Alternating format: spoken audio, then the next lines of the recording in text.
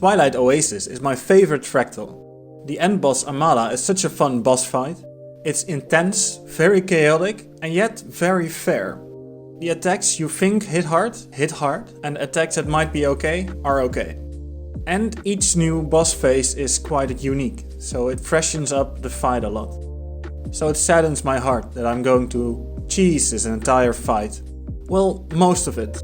I think most of my fails were from trying to make this work, rather than the fight itself. I would probably have more luck just fighting the normal way, rather than trying to cheese it. But I saved several minutes in the fight, and now that I know it, it's probably faster, so I still count it as a success. But before we get to Amala, it's time to fight the Sunspears. Our benevolent leader Joko has graciously ordered us to take the lead in this charge. The Sunspears are divided in villagers, which are either archers or villagers with improvised melee weapons. Or they come in groups of 3, with one with a greatsword, which you need to watch out for its rush, just like on the urban battleground fractal. Otherwise pretty harmless. It can give ages though, so sometimes your attacks will fizzle.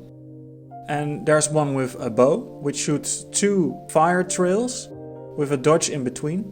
You don't want to stand in the fire trails, and watch out because the first hit of the fire trail hits hard. And the last one with the staff. This one is manageable on a distance, but when you get close, the staff bolts will bounce, and that's not pretty. Sandbinders block our way, but luckily you can isolate them by killing all the Sunspears around them, and there's a neat little trick to deal with them. Although they have a locked break bar, or later on a real break bar, they can still be knocked down and launched. This will instantly wipe their break bar, although it doesn't give them exposed. But you can also use it outside of the break bar phase to give yourself a little time or just make the fight a bit more peaceful. After we chase away the first Amala, there are still 2 Sandbinders we have to deal with. The first one is easy to find, and the second one we have to go all the way around to kill it. Or we take a little shortcut and go right to the end of the maze and deal with him there.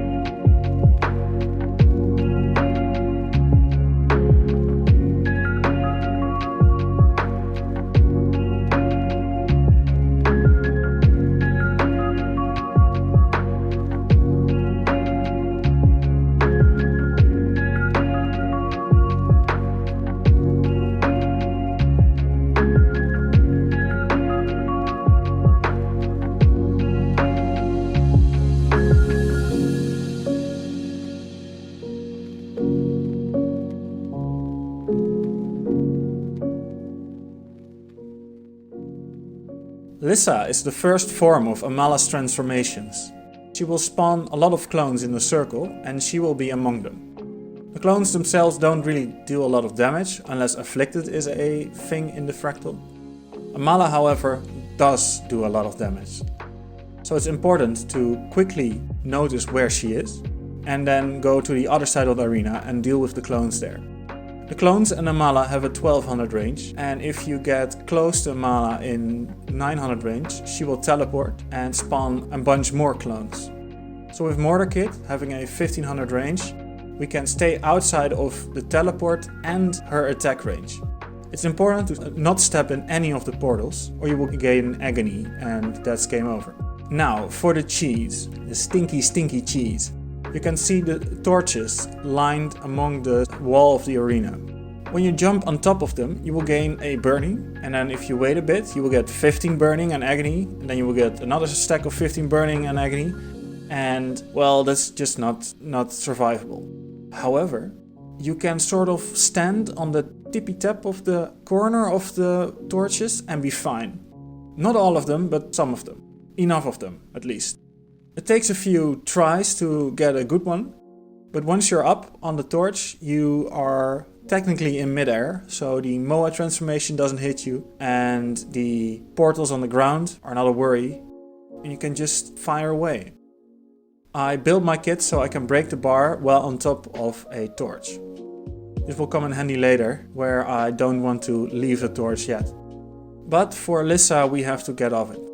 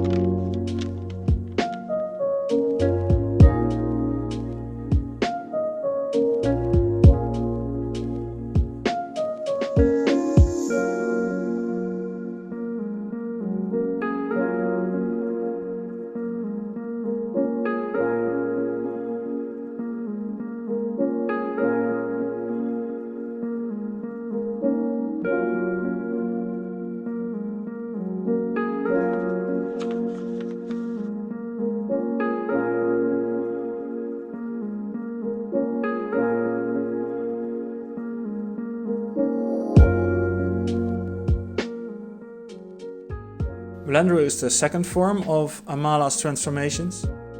I find my favorite torch and I try to jump up on it. Takes a couple of tries, but once I'm up, she can't hit me with anything. And neither can the Earth Elemental. I grenade her down, I break the break bar, and I kill the Priestess.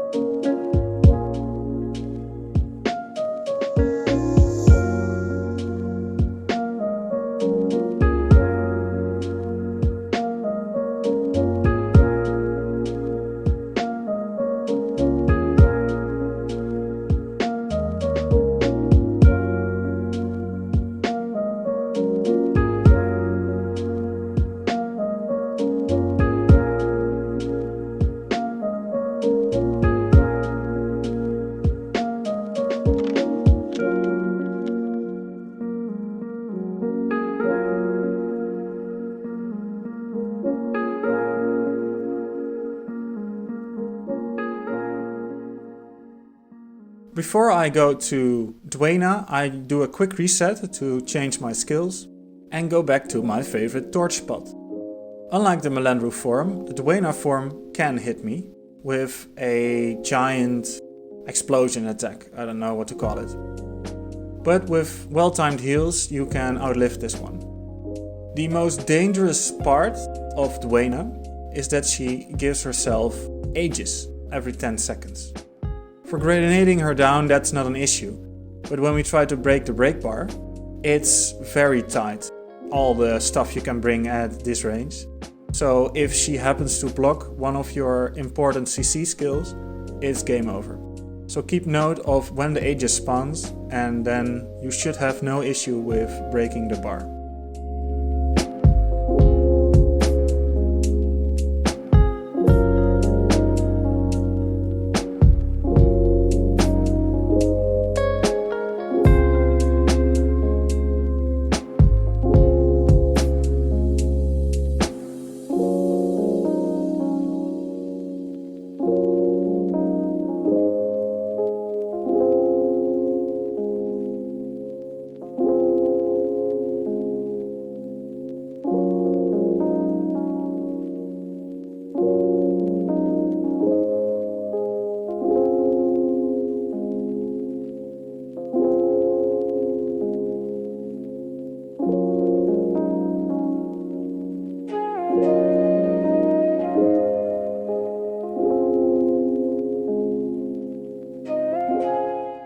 The Grenth transformation is where the fun ends. She starts with an insta-down skill, which you have to evade or block, or walk out of. But since we want to stay on the torch, we have to use our jump or a shield we have equipped, or a toolkit gear shield. We don't have any of those equipped, so we have to jump. Sometimes it works by landing back on, but I fell off. Not that it matters, because at 40%, 5% later, the fear walls and fleshworm will spawn. And the fleshworms will just shred you if you stay on the torch. So we have to cut down regardless. So the fun of cheesing it is over, and now we have to get into the thick of things. Today is a bit different since there's Toxic Trail, which makes all the little shambling horrors leave lots of green pools. Normally the green pools I don't mind. You can see in the other forms of Amala that there aren't really any toxic trails, but now every time she spawns shambling horrors, she will spawn 10, and if you get hit, she will spawn 5 more. These shambling horrors are especially a threat if you try to break the break bar and one of them blocks your rifle shots. So it's paramount to deal with them as fast as you can. The Priestess of Grenth also gave me a bit of trouble, since you are on a small arena with lots of toxic trail going around, and she is in lich form, which hits hard, as any PvP player can tell you. But there's no shame in jumping down and then doing it again.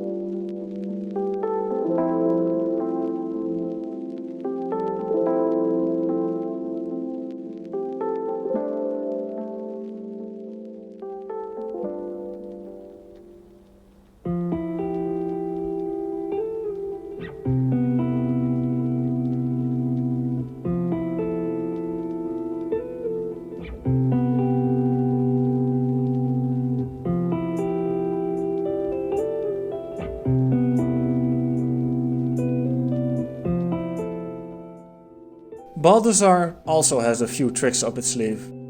For one, the most important one, is that for some reason in this tier, the most difficult tier I might add, doesn't have any indications for her scythe attacks or her jump attack. Be it that her jump attack gives agony and her scythe attacks knock you back, which might knock you back into the fire tornadoes. Yes, the small one doesn't matter, but the big one will drag you down off a torch, so you can't just cheese this fight again. Sad, I know. But to survive this fight, always have to have your jump ready for when she jumps, you jump. Otherwise, you don't know if you'll survive. One time I did a double dodge just to be sure, but I'd rather not risk it again. Every time you break Balthazar's break bar, the warriors will get 10% of damage. So in theory, you could also just not attack the warriors and then break the bar 10 times. But you can also just stand in between the meteors and not get hit and grenade or rifle them down from down below. You don't really have to go up it and mix in with the danger. And at the 5%, the meteors will continue to fall. If you get hit, I think you'll be knocked down, but maybe there's agony involved as well. I didn't want to find out, and I beat the fight then and there. I put the fails of a previous day at the end to give you a sense of progression. Thank you for watching.